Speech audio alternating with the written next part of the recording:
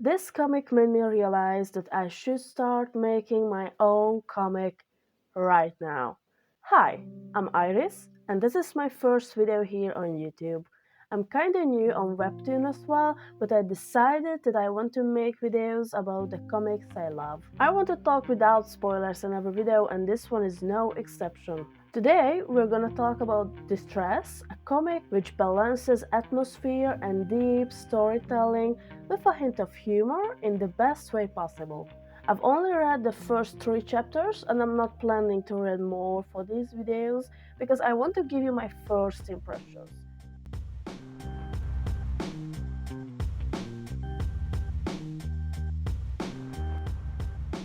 Distress.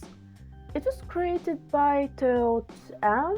I really hope I pronounced it correctly. I didn't know him before. I found his comic on Webtoon, but as you can see, he's a really experienced artist. He usually posts characters and character designs. He often mixes human anatomy with animals, creating fantasy species. I'm really into fantasy, so yeah, I'm in. He also has some surreal characters, and I really love surrealism. He's like some anatomy god, or I don't know, but I love it. Distress was first released in 2021, but that version was in French.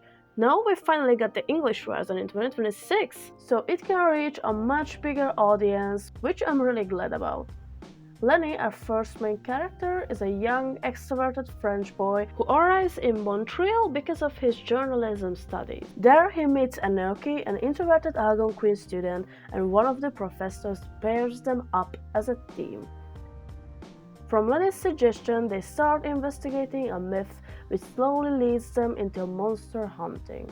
At its core, this is a drama set in a college environment centered around 2 guys. Yes, it has its cliches like every story does, but it navigates the setting really well. Their chemistry works beautifully. Lenny is a socially active one, while Anoki mostly reacts to his actions. Still, they're both kind of victims of the situation, especially since Lenny originally wanted to work alone. Anoki's secret looks really interesting. I already have a few theories about where it could lead, but I love how the comic slowly builds itself up instead of revealing everything in the first 2 chapters. The artist works incredibly well with the colors and the atmosphere. For an example, when we first meet the characters, which is a very important moment in character building, Lenny wears warm colors like brown and later yellow, while Anoki wears bluish gray tones. This immediately shows how different their personalities are. The art style itself isn't complicated. It really is not. But that's exactly what makes it silly and funny at times, and we need that. We really do. Look at them. Look at how cute they are. We don't need more. The rendering does its job perfectly and it blends so nicely, creating an amazing atmosphere. I can honestly say it really pulls you into its world, especially the lighting. Come on, look at these lights. I'm gonna cry. Because it's so beautiful. One thing I really love in art is when artists break the rules. This comic barely even uses traditional panel lines. The images usually just end in sharp, clean squares, and this gives the comic a more modern vibe. There are a few exceptions, mainly in the very first panels, where they are separated by black lines, but they're not straight lines, they're more like shadowy and organic. It really reminds me of a strip of film, and it feels like a reference to the proverb, your life rolls by like a movie before your eyes.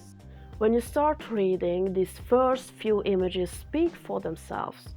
If this comic could talk, I'm sure it would say something like, I'm going to give you just as much as you need, and you're gonna love it. And that's exactly what it does. The backgrounds aren't over detailed, so our focus can stay on the characters. Look at this image. It's beautiful, right? Now look at this person in the background. It's kind of silly, isn't it? But if I didn't point it out, you probably wouldn't even notice, especially while reading. To be honest, the first time I read it, I was so hyped about how beautiful the comic was that I completely forgot there was like an actual story. My brain just skipped everything. You can imagine how surprised I was later when I suddenly realized what actually happened to Lenny. I should pay more attention. By the way, I really love how the artist depicts Lenny's lost leg. It's a bit shocking because it's a tragedy, but it's also strangely neutral, like natural. We can clearly see that he healed from it and that it became part of his everyday life. This could be a major defining trait of Lenny's personality, but instead, it feels more like a background information and another reason why he wanted to start a new life. And honestly, that's a good thing. There are so many people in the world who have lost important things. Maybe a leg, maybe an eye, or something even more precious. But there's still so much after loss. Your personality isn't just shaped by what you lost, but by what you create afterward. And do you know what the best thing about this comic? It's inspiring. When I started reading it, I was at work, standing at the bar, and the moment my eyes landed on the pages, the first thing I felt was inspiration. I was like, I need to draw right now. And this is what I call a good work of art. So overall, this just looks like a really promising series on Webtoon, and I'm genuinely happy that I can read it, especially now that it's available in English.